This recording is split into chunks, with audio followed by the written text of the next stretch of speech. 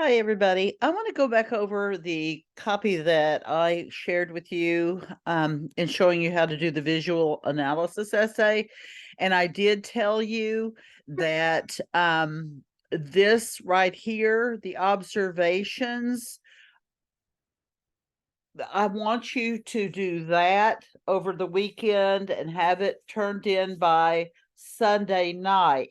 And this, by and large, is going to be the longest part of your complete photo analysis. So in this one, you need to have three main points and you need to support them. The three main points, you're supposed to choose three of these. So what I'm about to show you is my observations, and it's just the first draft. I need to go back over it, but that I would like to see your first draft also. I chose for that picture of the friends on 9/11 that I shared with you, I chose line, I chose color, and I chose space. There also are some geometric shapes, but I just went with those three. I feel like they would be the simplest to do.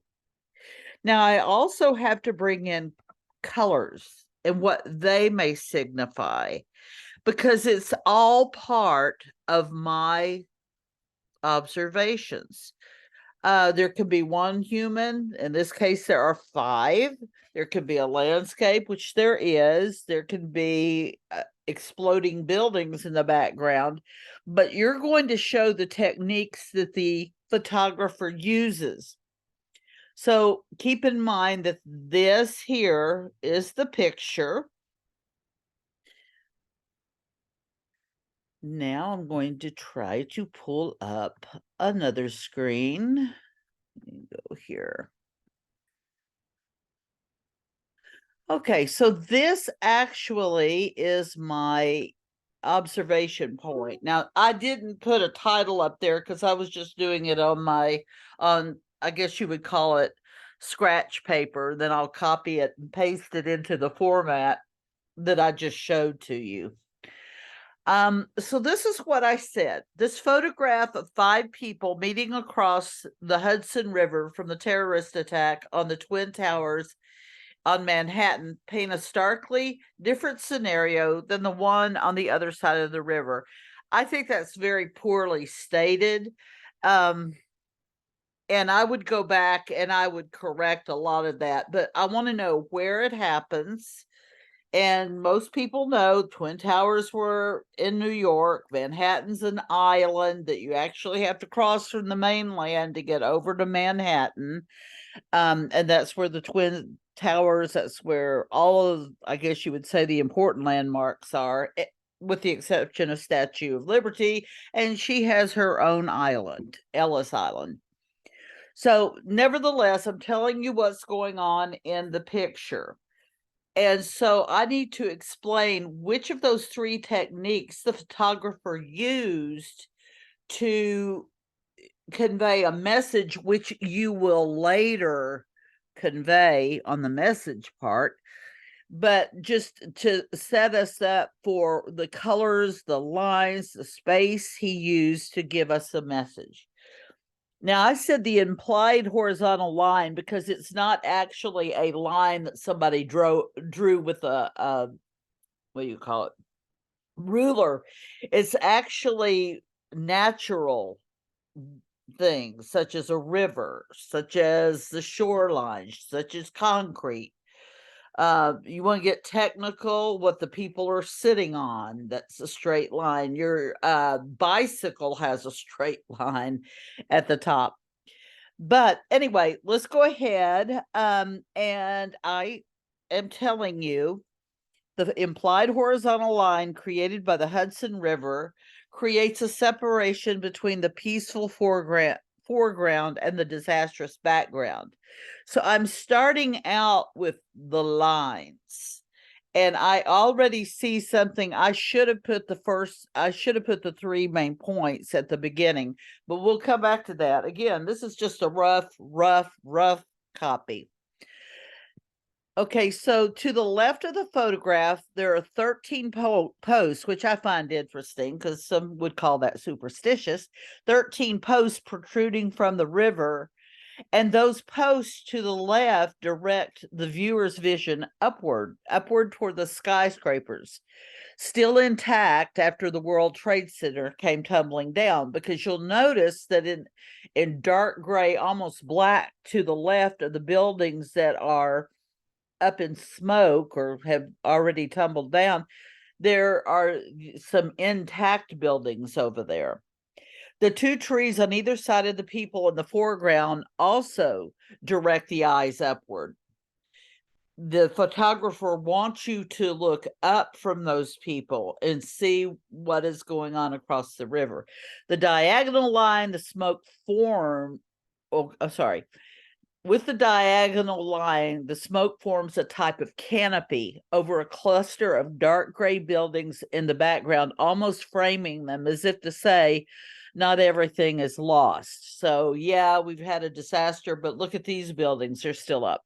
Even the triangle formed by the Brooklyn Bridge signifies unity, which is exactly what happened when people of the United States united to fight the war on terrorism.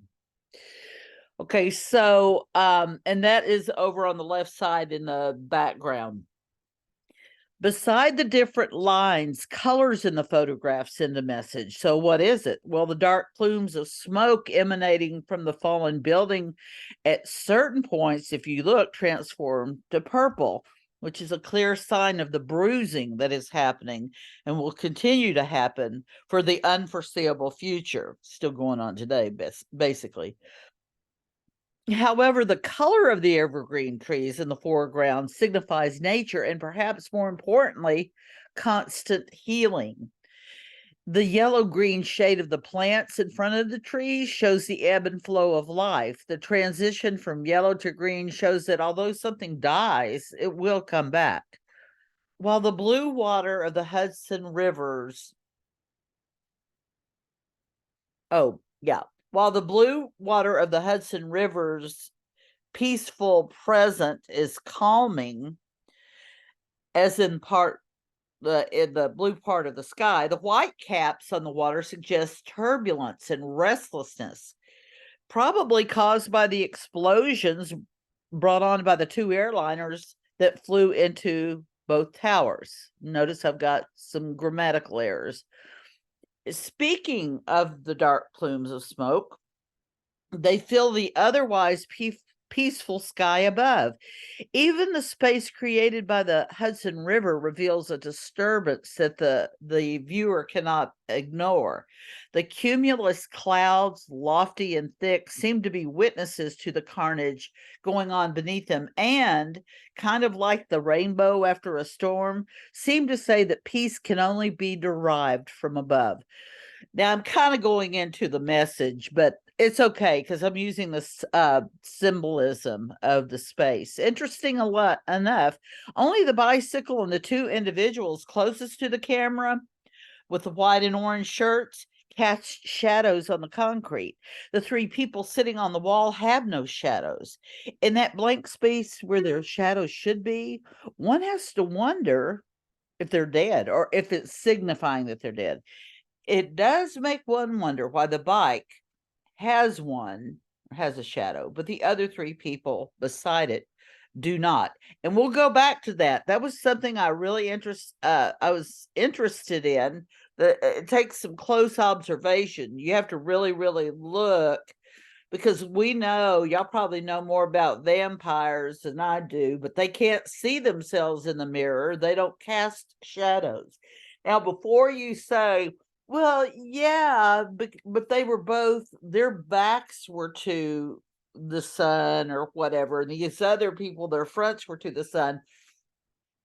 Don't say that yet, because that won't support your contention that it makes sense, because it really doesn't. So what I want to do, I've got to put my thesis statement. The photographer, and I want to put his name there too, but I'll go back and do that. You never get out of the frame of mind where you just write one thing and that's all you're going to turn in. You should have multiple. I mean, I'm the teacher and I'm already seeing several things I need to change, but one of the ones that is most important that you should know is that you need to begin with your thesis statement. So the photographer, and I will put his name in there, uses different visual elements. And if you want to copy that, that's fine. But where you may split off is where maybe you don't want to do lines. Maybe you want to do geometric shapes. That's up to you, but I'm just telling you, these are my three. The photographer uses different visual elements to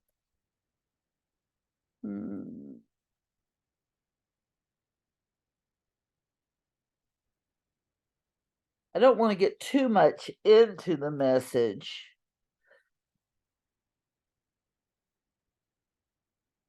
Bring attention to this seemingly, I'm going to say incongruent, because it's not just a mathematical, or you could say asymmetrical. Incongruent, the two sides don't equal each other. You've got a peaceful side, you've got a not peaceful side. So to this seemingly incongruent or contradictory picture.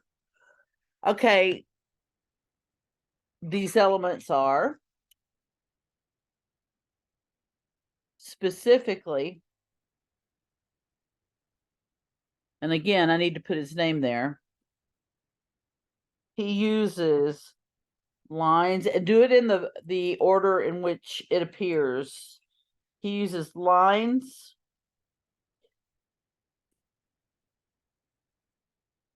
both literal and implied,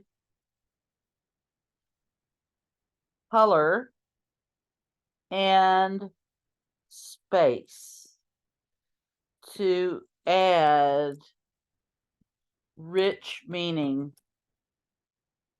to what he captured on film. All right, since you've got more than one sentence there, just you have to have more than one sentence for it to be a paragraph. So you can, the thesis can be in its own. The photographer uses different visual elements to bring attention to the seemingly incongruent picture. Let's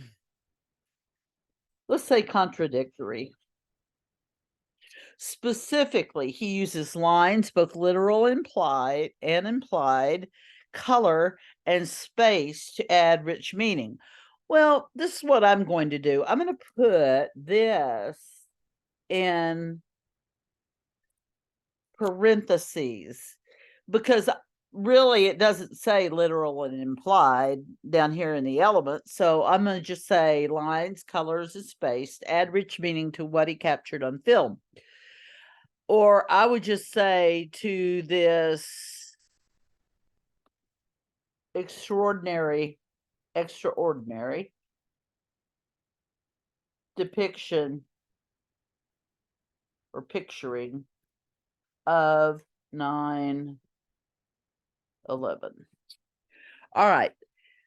This photograph of 5 people meeting, blah, blah, blah. Okay. And then notice that when I start a new paragraph, we talked about transitions. I've got to bring the lines in here to make it have a smooth transition. So I just talked about lines. So I said beside the different lines, colors are used. Okay. Then when I go to space, I got to pull in colors also. Speaking of dark plumes of smoke, they fill the otherwise peaceful sky above. Now I'm ready to talk about space. Okay. So these are things that you need to do. This is what I left out. Shame on me. but yours should be about this long. It could be a page and a half, and that's what you're going to have to turn in Sunday night. Now, what I do want to do, I may lose you for just a second. Okay.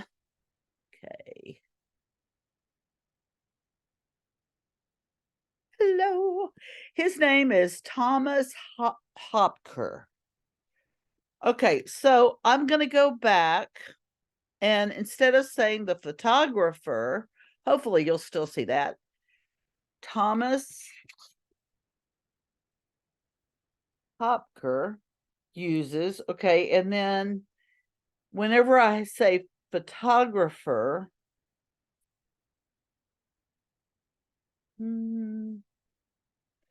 if I want to, I want to show you a little secret that you need to learn. Okay, go up here in Microsoft and go to edit and put find. Okay, then up here, type photographer. And so you could actually cue it to replace photographer with the man's name, but I'd rather just do this. Like, let's see. So it looks like I know I had something at the end that had the photographer, but I suppose not. But you know what? I've got to read it several times. For example, that stinks. That's a bad sentence.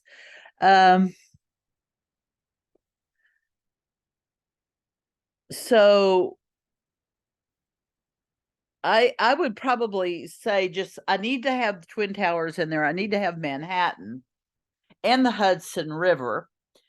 So this photograph of 5 people meeting during the terrorist attack on the Twin Towers paints a starkly different scenario. That might be better. Take all of this other stuff, starting with Manhattan all the way back, and just say it shows a very different picture below the line that's formed by the Hudson River, and of course above the line.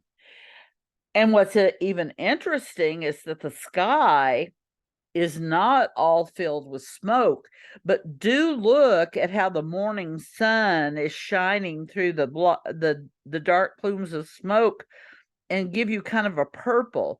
And we associate purple with bruising, with hurt. And I mean, there's more than one kind of bruising. You can have more than physical bruising. And I don't need to go into detail there because you know, but this is what you need to do. And so what I did first, and let me see if I can find this real quick. I put it on a PowerPoint because I needed more room than probably more than what I thought. Let me open recent. Okay.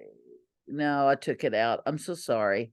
But I do have it on paper. Let me look. That's not it. Let me look again. Oop. Maybe here. Okay, yeah. So I looked, and this might be something that you want to do. I looked at the photo before anything. My overall impression is life goes on despite its tragedies, and I certainly would use that in my message. In fact, it might be my second sentence after I introduce. Hopker is clearly sending a message to his viewers that despite its tragedies, life does go on. I mean, look at the colors, look at all of that. I looked at the different, and actually this took me probably longer than writing this other. You need to, I mean, every little nook and cranny of that photograph, you need to look at it and look at it carefully. Now, do notice that I didn't even mention the wall. I can go back in and do that because this is just my preliminary draft. I can go back and do that. I pretty much did this. but go back. I mean, orange is his shirt. Yeah, red is the bike. But I didn't want to use those. I could have, and I still could. But I did talk about, even in the blue, there are white caps. And you know, if you've been on a lake when it's windy, it's white caps all over the place. And that's great if you've got a sailboat. A, and B, or maybe I should flip it. A, if you're an experienced sailboat captain, and B, if you've got a sailboat. Even sailboat people know when you don't go out, and if there's a lot of white caps, no, they're not going to go out unless they really know what they're doing. Otherwise, the mast of the boat will end up in the bottom of the lake. So, and notice my vertical lines, I pretty much, because all of those direct your eyes upward. If you don't look upward, you don't see what's happening on the top side of the Hudson. Okay, but I just want to show you, see if I can make this bigger. Before you try to argue with me about the shadows, look, these guys over here, they have shadows, right? The bike has a shadow. Where is this guy's shadow? Where is her shadow? It's all the bike. Where's his shadow? That's not his shadow. It looks like the handlebars. So where are their shadows? It is interesting, and it makes me wonder if he edited it out. I don't think so, but it does make you wonder. I mean, are they is it telling us something about life? There's a fine line between life over here. Maybe they're the transition over to death. Just saying, because they are sitting on a fine line. They're sitting on a wall. And if my mother were still alive, she would say, "Oh, Janine, you're seeing too much symbolism." And maybe I am. I don't know. This guy does have a shadow here, but that's it. Even the trees and the posts have shadows. But see how these 13, there's more than 13, but they all direct you upward. And I looked up triangle. That means unity, and it means importance. And maybe I should have put that in there too. That's important to see, because that sparked one of the best times in the United States. And you weren't here to see it, or you weren't old enough to know. It was the best feeling in the world. They showed love toward one another. We were in this together, and then it faded. That was a bad thing to happen, but it did unite us, and it was important. But after Bush left office, even after that, we had unity, and it was important. But see how this plume here, it's like a canopy of trees in a tropical forest that protects, but it's kind of looks like a bruise. You know, as your bruise gets better, it's still dark. And if you really want to see something, it almost looks like a horse. Look right here, a horse's head. Let me get out of here. A horse's head. Okay, and that's his white mane, and his feet got lost in the smoke. I don't know, but it does look like a horse. And could that symbolize something? And when I talked about yellow green, it's in between life and death. The chlorophyll starts draining out. The fact that this is in September and it's New York tells me that this green part up here is going to die eventually, but it will come back because they have harsh winters there. Okay, so this is what you need to do, and all you need to do is turn in. In fact, you can leave it on something like this, and you might go at the top and just say observations. Okay, and then you could, of course, I would do it all in black font, but I would please double space. Don't ever turn anything in that's single spaced. And the way I can do that is several ways. I can go edit, select all, and I can go to this shortcut and hit 2. And if I want to make sure my margins are right, I could go to paragraph and make sure all of these are at 0. And this is all cool. So either way, but it's double spaced. This is what it would look like, about a page and a half. But like I said, I would do this here. And let's just go ahead and put your name here at the top. So I'm going to put Janine Holland. You put your name. But I am not going to highlight it, bold it, or put it in, just put it at the top so that I could know who's writing it while I'm looking. It'll go in the link under your name, but I just want to see it there. Okay. All right. Have fun. Reach out if you have any problems. Bye.